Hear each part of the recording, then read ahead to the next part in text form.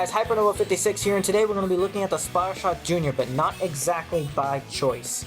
The other day my flash drive holding most of my data on my Wii U basically died on me, causing all the data on my flash drive to become corrupt and even damaging my Wii U hard drive a little bit in the process.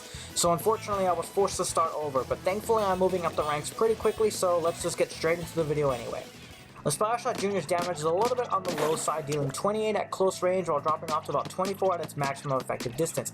So it's not very powerful, taking out the opponent at about 4 to 5 shots. However, the fire rate for this weapon is actually quite high, able to make up for that low damage most of the time. The Splattershot Jr. also has an effective spray, making it a near perfect choice for covering up turf.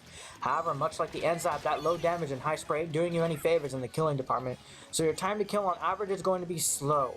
Very slow.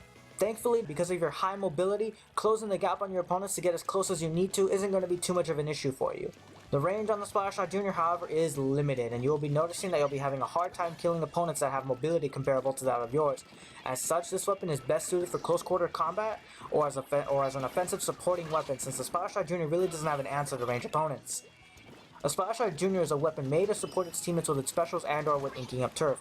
It's a bit of a one-trick pony though, as it really can't do anything else. Combined with its lack of range options and slow time to kill, teammates that are made to splat the opponents are a welcome addition to the Splattershot Jr. You will often find yourselves farming for specials and even avoiding combat if necessary when you don't have your specials.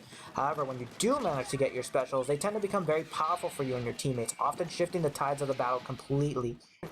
As I've said before, the Splattershot Jr. is a little bit of a one-trick pony, and none of that shows even more when you're trying to build a set for the Splattershot Jr. It's very limited in terms of what it likes to run. Ink resistance and about 1 to 2 primary run speeds are a must for this weapon, as it likes to be always moving and always spraying turf, and getting slowed down with that limited range is the last thing you want. The rest of your perks should be put into special charges or quick respawn as needed to get your bubbles and echolocators as fast as possible for you and your teammates, and to maintain a little bit of an offensive presence on the battlefield. The Splattershot Jr. is one of those weapons that really loves turf war, and thanks to its high spray and good mobility, it can function well most of the time in splat zones and Rainmaker as an offensive or supporting weapon, thanks to its echolocator and bubble respectively. But much like the NZAP again, it's not best suited for tower control, and you're going to have to make little to no mistakes if you plan on taking into a game of tower control, so I highly advise against it.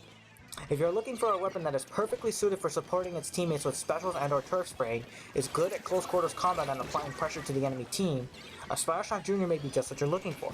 If you're not looking for a weapon that lacks ranged options, is a little bit of a one-trick pony, and does require some offensive support of its own, a Splattershot Jr. may not be best for you. Well guys, that's all I really have on the Splattershot Jr. for today. As always, I'm not perfect, so if I make any mistakes or if you think I can improve in some areas, or if you even have some suggestions, please let me know in the comment section below or by sending me a message on my YouTube account, and thanks again for watching. I'll be seeing you all next week for the next video. I have no idea what weapon it's going to be, but if you have any suggestions, again, leave them in the comment section below. But until then, I'll catch you guys next week. Take care and have a good one.